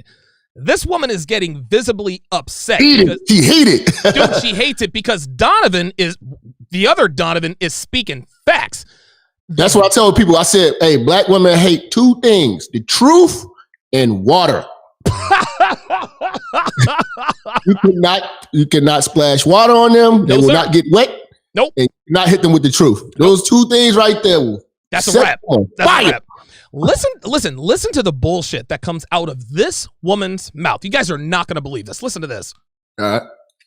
Oh, wait a minute. I had the wrong button here. All right, there you go. Which is a lie. We all know that. That's ridiculous. It's a we lie. all know that it's not true, but even amongst African American This is funny. He says, we know that it's not true. Of course it's true. men or black men, you know, there is a different statistic. Like a lot of black women say, I want to be with a black man. A lot of black men also say that, but to a certain, but it's less. It's less than I think black men are a lot more open. I'll date, Exactly. So we have to take into consideration that we're also seeing and this more ways than one. Listen. We're also seeing this because there's some deeper stuff that's going on. Right? Oh, see, listen, Jap, check this out. What this guy Donovan is trying to do, he's trying to tell the truth. He's trying to say, hey, black women, y'all kind of fucked up in the game. Like he's trying to say it, but because he's surrounded by black women and their simps, he can't really say it. So he's dancing around his words. He just spoke the truth and then said, well, we know it's not true, but... Now listen to what this woman says. This is gonna blow your mind when she says we this. can talk about the statistic, but we have to talk about some other shit. Well, bring that forth. Yeah, so we can talk about we can talk about all of the other stuff in terms of like what do you see in terms of like as you're being raised, how is media influenced the way we see black women, and what partners we choose. Right, as much as we talk about who is doing these statistics and the age range, I think that's a little absurd as well. Okay. But if we don't take into consideration the other variables, which I'm sure everybody has something to say, we're gonna miss the point. So I think like there's a lot of other shit. Listen to this. Okay, Sivan, did you want to say something? A few things. Did you hear that? A few things. So this bitch is already mad. Listen to this nonsense. Okay. So to kind of piggyback off what you said, which is what I was already going to say, once black women hit 34 and above, the number actually rises dramatically. I think it's like 80%. You better come with the statistics. Or 90%. Yes. Why is it? Okay, Jap. Did this bitch really just say, that's bullshit. So she's telling us that black women from 70% of black women from 18 older, to 34 they're more married. Right. So she's telling us while they're young and hot, only 30% are married, but when they age out from 35 and above, now 80% are married. Get the hell out of here with that. It doesn't even make sense. It's absolute. You couldn't say that for any other race of women. Of course not. Right. You know what I mean? Exactly. Like, it's just not feasible. You know what I'm saying? Like you don't devalue yourself and then become the most valuable person. You know what I'm saying? Right. Don't get listen. The problem with black women, man, they do this shit backwards. They're the type of people that buy the rims, then go searching for a car. So they have these babies. They get out of shape and then try to get married when you call it the cock carousel. Yes. They do all of that, devaluing themselves, and then say, now it's time. Well, now you got a kid, now you out of shape, now you've been around the world and And here's this woman telling us that a 35-year-old black woman, you probably got a couple of kids, you're a lot older, you're probably a little bit fatter, you're somehow now more marriable. Get the hell. Listen to this next statistic she talks about. This is unbelievable. Listen to this. For anyone that doesn't know, I'm on YouTube and actually did a video on this. So. Oh, she did a video on it, so it must be true. Got it. 80%, or it might even be higher than that, 90% of black women 34 and above are married or have been married. She said... What? That's a fucking lie. Dude, she said 80%. I think it might even be... Dude, she's making this stuff up. Like, dude, if you knew how many fucking 30-plus old black women I see every fucking day in the streets, in the bars, the clubs, everything. Nobody's marrying these hoes. They got kids. Jap, no, hold on. Assholes. They're unapproachable. You know what I'm saying? But Jap, they all got the ring, though. You heard her, 80, 90%. They all got rings. Nope, listen. First of all, nobody's about to waste money on a wedding for one of these old bitches. You know what I'm saying? Like, stop, man. Stop. Talk. That is a young bitch thing. You do that for young motherfuckers. That's right. You know That's right. Old bitches, you get married in a backyard. You know what I'm saying? I've been to some shitty old weddings, man. My cousins, my uncles, and aunties, they have some shitty marriages, man. But this woman is just literally pulling numbers out of the air. It's 80, I think 90% of black women over the age of 34 are either married. She said either married or have been married, Jap. So now, wait, I'm going to let her finish this because listen to this. At least once. Okay. Hold on, I'm going to rewind that. I want you to listen. That doesn't know, I'm on YouTube and actually did a video on this. So 80%, or it might even be higher than that, 90% of black women 34 and above are married or have been married at least once. Or have been married at least once. Riddle me this, Batman. How many of these 80 to 90% of black women who how many have been married at least once? How many are actually still married? You see how she snuck that in there? Or have been married at least once. Listen, a baby daddy ain't a marriage. Boo. Like, that's just, like again, these are just flat out lies, Jap. Like, I would believe her if she said most black women have been engaged. Oh, get the hell out of here, black women love to wave the engaged flag around. Yes. That's like being nominated for a Grammy. You know what I'm saying? Like, I hate when people keep bringing up nominees. I'm Grammy nominated. You never won. No, nobody cares about your nomination. No, nobody cares about the run-up. Well, I've run-up MVP. No, nobody cares about that. It don't count. Nope, doesn't count. All right, let's continue. This is unbelievable. Listen to this woman. Listen to this. Okay. Going off what you said about white women getting married at a younger age, 50 or 60%. Do you see this? She's like, 50 or 60%? Jap, this woman is literally... got a phone in her hand. She can pull up all this shit before she start running her mouth. Dude, she could, but she's not. She's looking in the air. All of the deceitful, 50 to 10%. That's a hell of a margin for error. But this is the problem. Or is it? There are men, males portraying themselves as men, sitting there, and they are not checking these motherfuckers. No, she can't. Like, you have got to stop them in their tracks. Where are you getting this from? Yeah, right. And you know what I'm saying? Because I know plenty of goddamn older women, and none of them fucking married, but they're super promiscuous. Straight up. You know what I'm saying? So, I mean, that's just the reality of the game right now. You know, there's a whole community on YouTube of miserable bitches with kids having forums, talking to each other, you know what I'm saying, being their comfort to each other because they can't get men, they don't get men, and they can't keep them, and nobody's marrying them. Right.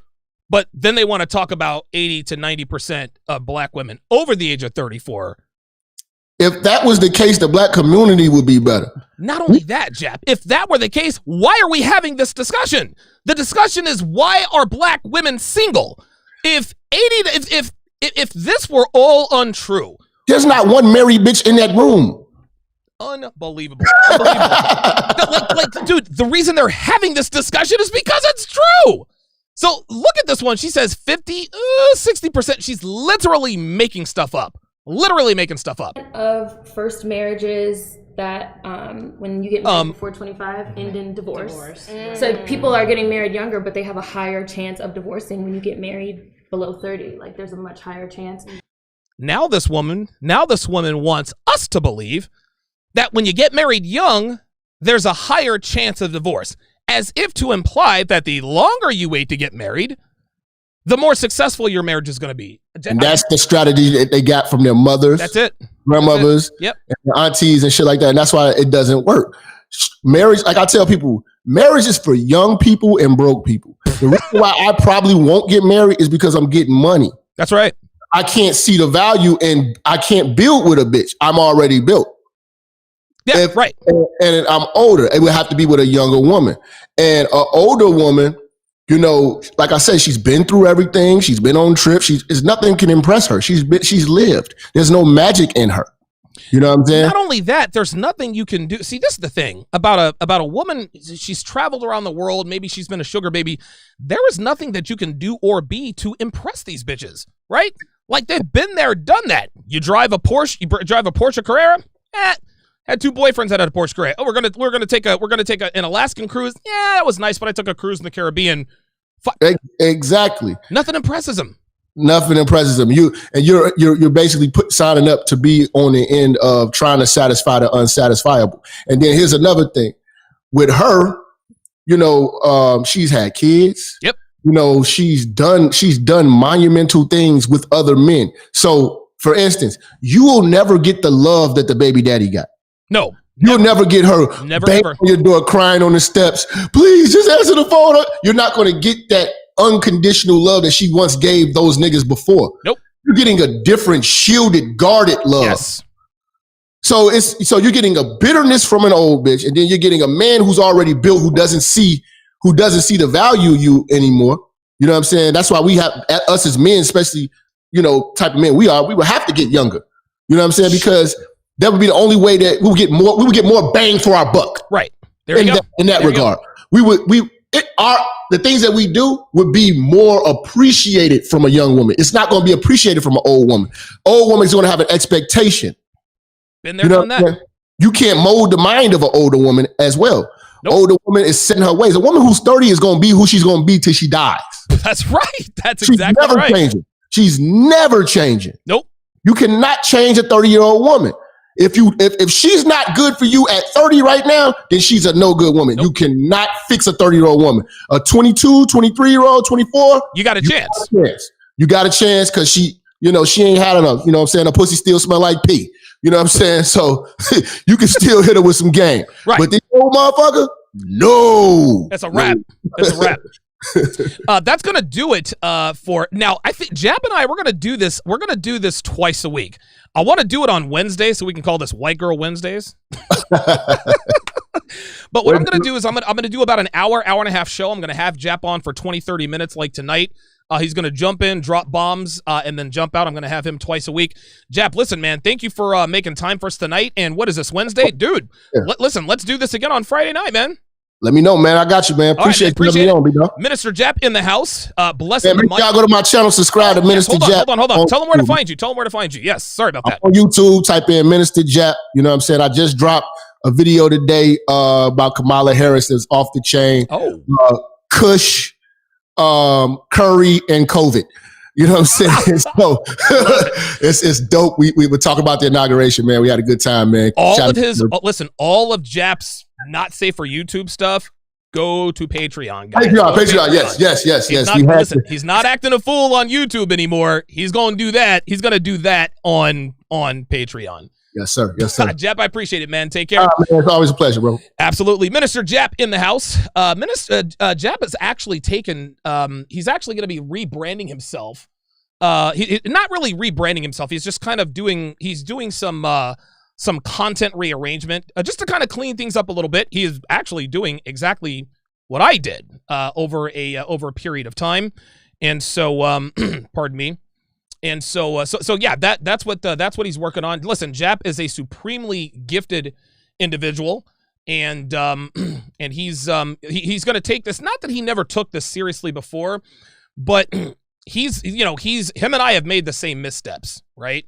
And I learned from my missteps, and now I'm where I am today. And so yeah, so he and I, and listen, I learned as much from him as he does from me. So he and I, we exchange notes. Me, him, and Kevin, we talk a lot, and we're gonna try to get him to a point to where he can not step in shit quite so much, and hopefully we can all be successful together here. Let me read these super chats here. Give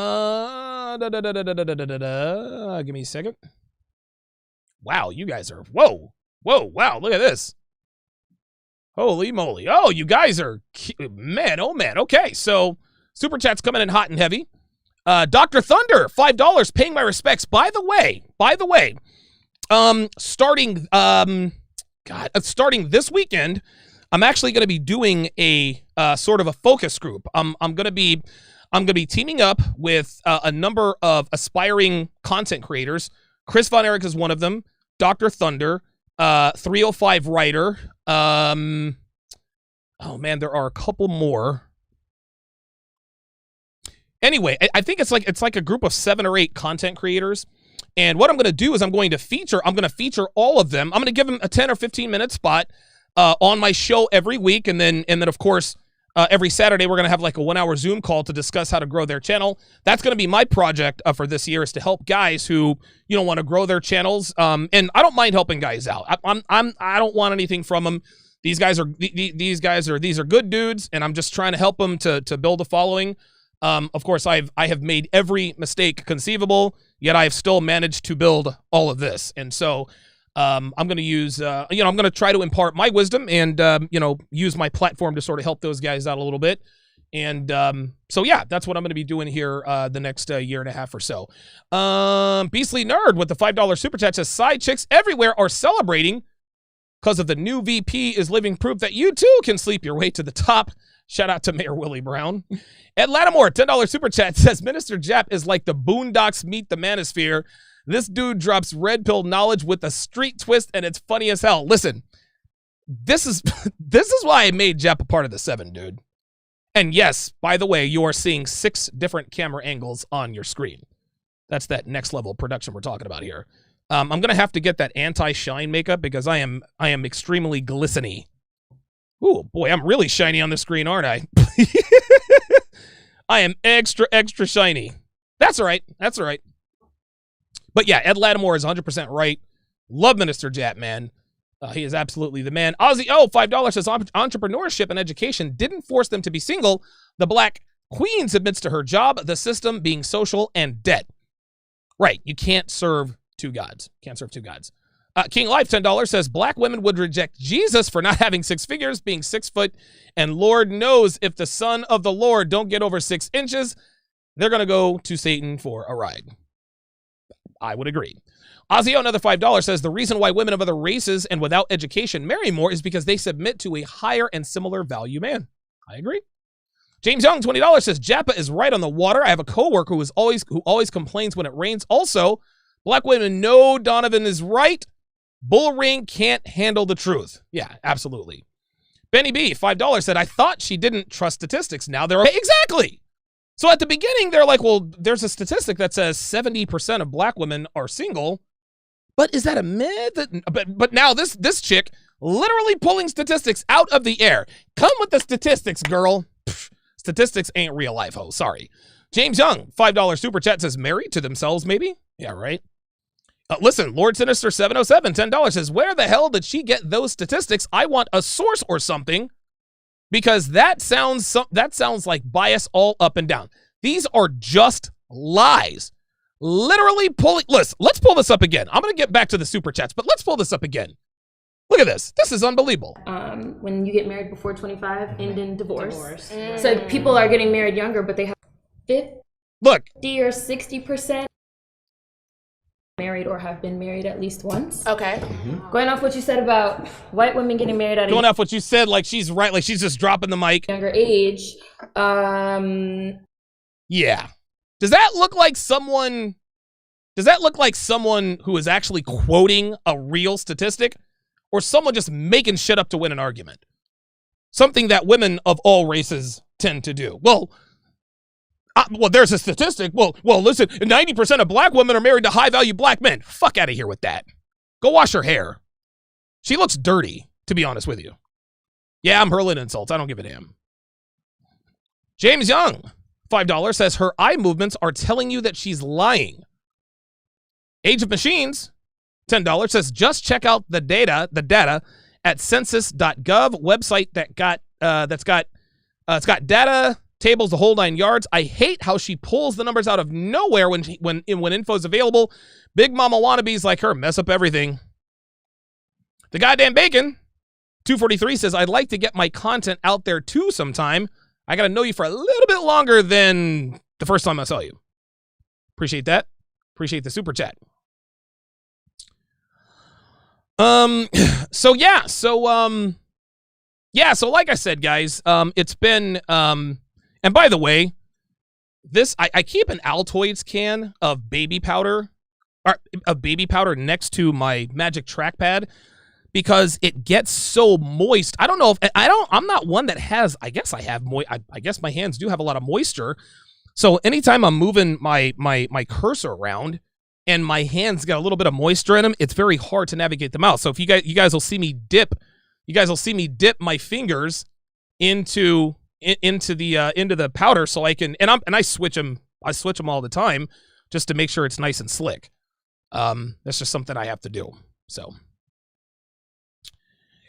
okay, so yeah, just to recap here, guys, Devin is in Florida. Her mom tested positive for COVID, and she'll be down there indefinitely. Everybody's quarantining. They can't really do anywhere or go anywhere or do anything, of course, because it's Florida, and that is a cesspool of stuff. So she'll be down there for a while. So I will be without her services for a while, and it sucks because she does everything behind the scenes, and so I'm gonna have to learn. She taught me how to do all of this stuff, and she's the webmaster and all that, and she gave me, yeah, you guys will see like powder spots on me because I touch my shirt a lot. Yeah, she gave me sort of a crash course before I dumped her off at the airport. So, but if I ever need any help, I can just give her a call. Hey, Jump in here, see what's going on. Also, Nana Sharpe passed away last Saturday. My dad, my brother, and my sister are going to be burying her in Southwest Philadelphia on Friday morning. So rest in peace, Nana Sharpe. Womanese Volumes 4 and 5 are completely shot. They're done. It's over with. And Volume 5 is where they're going to end. Volume 5 is where the Womanese series is going to end. When Volume 4 is released, the series will have over 500 translations. When Volume 5 is released, it will have over 600 translations, and the price goes up. The price goes up every time. So if you're thinking, well, I'm going to wait until Volume 5 comes out, you're making a big mistake. You're making a big mistake. You have to get it before the price goes up. Get it before the price goes up. Dude, there are people who paid the first Womanese volume, I think, was $4.97, right? It has gone up every single time. The guys who paid $4.97 in the beginning never have to pay for Womanese again. You pay for Womanese one time, and you get all of the rest of them at no additional cost, including all of the extras. So if you guys want to be notified of when that comes out, Womanese, DonovanSharpe.com/Womanese4. That is DonovanSharpe.com/Womanese and the number 4. You will get text notifications. If you can sign up for text notifications.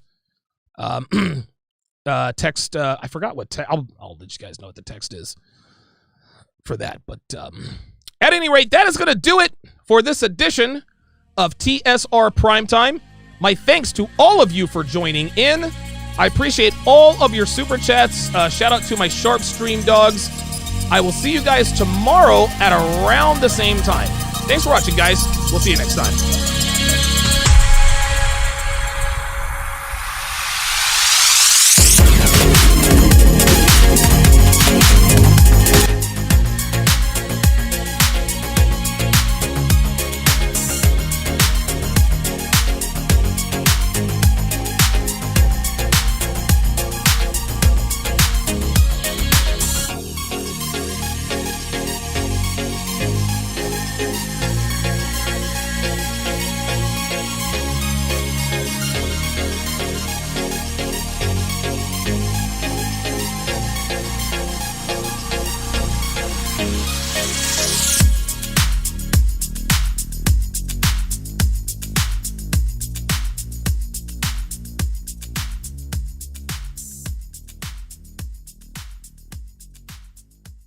Get thousands of hours of content not found anywhere on patreon.com/Donovan Sharpe.